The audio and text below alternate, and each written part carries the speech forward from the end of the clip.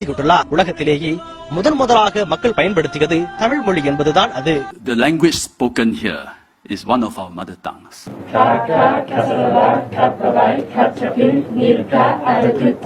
தமிழ் மொழியானது உலகில் உள்ள அனைத்து மொழிகளுக்கும் தாய்மொழி என்று கூறுவதுதான் சிறப்பானது.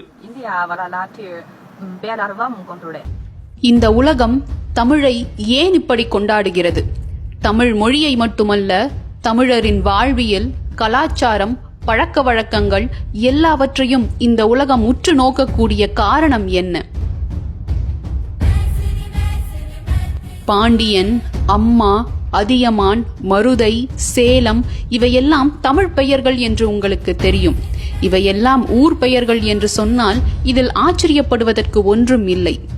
ஆனால் இந்த ஊர்கள் எல்லாம் தமிழ்நாட்டில் இல்லை, உலகம் முழுவதும் பரவி இருக்கிறது என்று சொன்னால் உங்களால் நம்ப முடியுமா? இது பாண்டியன் என்ற ஊர் இருக்கிறது. அமெரிக்காவின் கலிபோர்னியா மாநிலத்தில் அம்மா என்ற பெயர் கொண்ட ஊர் இருக்கிறது.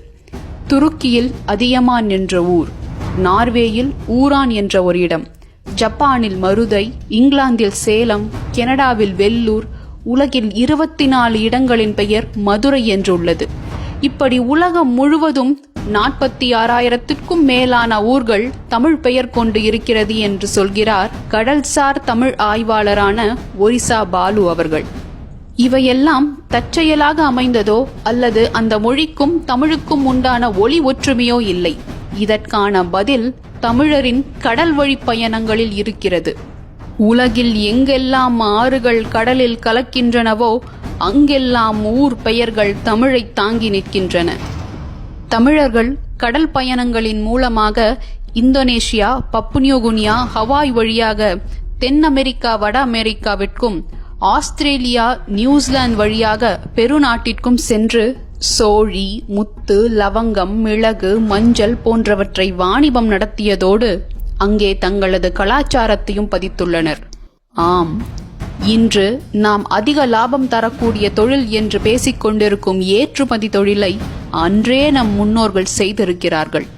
எந்தவித நவீன போக்குவரத்து வசதியும் இல்லாத பல்லாயிரம் ஆண்டுகளுக்கு முன்னர் தமிழன் எப்படி இத்தனை தேசங்களுக்கு பயணித்தான் என்பதை இந்த காணொளியின் இறுதியில் கூறுகிறேன். அதற்கு முன்னர் அவன் உலகம் முழுவதும் வாழ்ந்ததற்கான தடயங்கள் என்ன என்று சொல்கிறேன், கேளுங்கள். நீங்கள் வலைதளத்தில் ஆஸ்திரேலியா எப்போது கண்டுபிடிக்கப்பட்டது என்று தேடினால் 1606ஆம் ஆண்டு டச்சு கடலோடி வில்லியம் ஜேம்ஸ் கண்டதாகவும், பின்னர் பிரிட்டிஷ் கடலோடி ஜேம்ஸ் குக் என்பவரின் உதவியுடன் 1770ஆம் ஆண்டு ஆஸ்திரேலியாவில் ஆங்கிலேயர்கள் இடம்பெயர ஆரம்பித்தனர் என்றும் குறிப்புகள் உள்ளன. ஆனால் கிமு 40,000 ஆண்டுகளுக்கு முன்னரே தமிழக திரைமீளர்கள் ஆஸ்திரேலியாவுக்கு கடல் வழியே பயணம் செய்துள்ளனர். இன்றும் அங்கு வாழ்ந்து கொண்டிருக்கும் பழங்குடியினரின் மொழிகளுக்கும் தமிழுக்கும் ஒரே இலக்கண அமைப்பு காணப்படுவதாகவும், மெல்போர்னில் பக்லோவியர் என்னும் பழங்குடி மக்களின் பேச்சில் முட்டி, ஏறது, மின்னல், பாம்பு, மகவு, நீரு போன்ற தமிழ் சொற்களை அவர்கள் பயன்படுத்துகின்றனர் என்றும் ஆய்வாளர் வில்லியம் பிலிக் என்பவர் குறிப்பிட்டுள்ளார். பல்லமல்லவா, தமிழி கிரீக், மதுரா, தூங்காவி போன்ற பல ஆஸ்திரேலிய ஊர்களின் பெயர் தமிழில் உள்ளது. தமிழர்களிடம் வளைதடி என்கின்ற வளரி பயன்பாட்டில் இருந்தது. இக்கருவியை ஒரு பொருளின் மீதோ அல்லது ஆள், பறவை, விலங்கு மீதோ குறிவைத்து எறிந்தால் அப்பொருளை தாக்கிவிட்டு மீண்டும் எய்தவரிடமே வரும். தமிழகத்தின் சிவகங்கை சீமையை ஆண்ட ராணி வேலு நாச்சியாரும் அவருக்கு துணையாய் இருந்த மருது சகோதரர்களும் வளரி மூலம் பல ஆங்கிலேயர்களை வெற்றி கொண்டுள்ளனர். இந்த வளரிதான் ஆஸ்திரேலியாவில் பூமராங் என்ற பெயரில் மிக பிரபலமாக உள்ளது.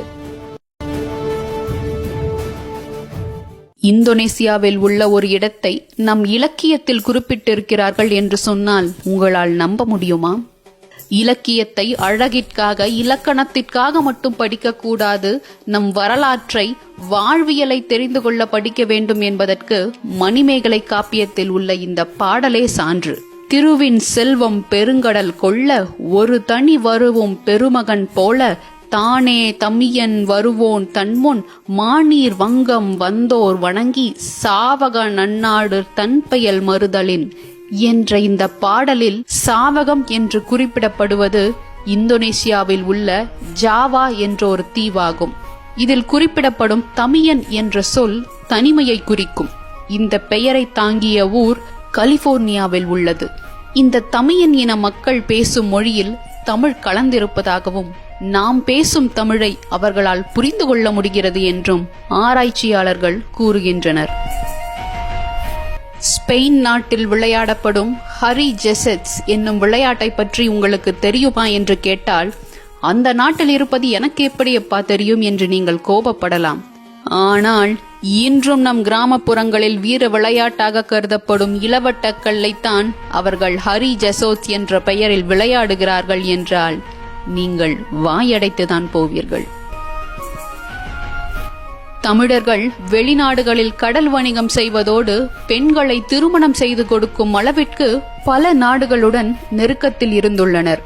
கொரியாவில் உள்ள சம்குக் யுசா என்னும் வரலாற்று ஆவணத்தின்படி ஆயுதா என்னும் தூர தேசத்தில் இருந்து 2000 ஆண்டுகளுக்கு முன் கடல் வழியே வந்த இளவரசியை அரசன் கிம் சுரோ திருமணம் செய்து கொண்டதாகவும், அவளின் பெயர் சீம்பவளம் என்றும், காயா என்னும் அரசாட்சியின் முதல் அரசி அவள்தான் என்றும் கூறப்படுகிறது. இந்த தூரதேசமானது எங்குள்ளது என்ற ஆய்வாளர்களின் தேடலில் அவர்கள் வந்து நிற்பது இந்தியாவில். பெயர் ஒற்றுமை இருப்பதால் அயோத்தியாதான் அந்த இடம் என்று ஒரு சாரார் குறிப்பிட்டாலும், ஆய்வாளர்கள் அது தமிழகத்தில் உள்ள குமரியை குறிக்கிறது என்றும், பழங்காலத்தில் கன்னியாகுமரி ஆயி என்று வழங்கப்பட்டது என்றும் கூறுகின்றனர். இந்த கூற்றை நிரூபிக்கும் விதமாக 6000 தமிழ் சொற்கள் கொரிய மொழியில் கலந்திருக்கிறது.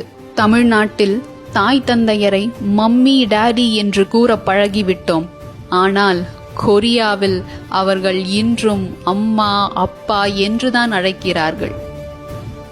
எகிப்து நாட்டில் பெரனிகே என்ற இடத்தில் தமிழர்கள் பயன்படுத்திய பானையில் 7.5 கிலோ மிளகு கிடைத்துள்ளது. மேலும் எகிப்தில் பனையோரி, கணன், சாதன் என்ற தமிழ் எழுத்துக்கள் பொறித்த பானையோடுகள் குசேர் அல்கிதாம் என்ற இடத்திலும் கிடைத்துள்ளன. அண்மையில் ஓமன் நாட்டில் 2300 வருடங்கள் முன்பு தமிழர்கள் பயன்படுத்திய பானையோடு கிடைத்துள்ளது. அதில் நந்தை கீரன் என்று பொறிக்கப்பட்டுள்ளது. இவை அனைத்தும் தமிழ் கடலோடிகள் அங்கு வாழ்ந்ததற்கான சான்று என்றே கூறலாம். நாம் அப்படியே நியூசிலாந்து நாட்டிற்கு சென்றோமானால் அங்கு கிடைத்த ஒரு பழங்கால மணியில் தமிழ் எழுத்துக்கள் பொறிக்கப்பட்டிருப்பதை காணலாம். 1800களில் அதனை நியூசிலாந்தில் வாழ்ந்த மாவோரி இன பெண்கள் உருளைக்கிழங்குகள் அவிக்கும் பாத்திரமாக பயன்படுத்தி வந்திருக்கின்றனர். இதன் கண்டுபிடிப்பு அக்காலத்தில் தமிழக கப்பல்கள் நியூசிலாந்து சென்றிருப்பதை எடுத்து காட்டுகிறது. இது மட்டுமல்ல, பிரேசில் நாட்டில் உரை என்ற ஊரில் வாழும் மக்கள் பேசக்கூடிய மொழியில் தமிழ் கலந்திருக்கிறது. ஈரானில் 16 ஊர்களின் பெயர் பழனி என்று இருக்கிறது. தமிழ் கடவுளாம் முருகனுக்கு தமிழ்நாட்டில்தான் ஆறில்லை, ஆனால் துருக்கிமெஸ்தானில் இருக்கிறது. சேவல் கொடியுடன் சிலைகள் இங்கு கிடைத்துள்ளன.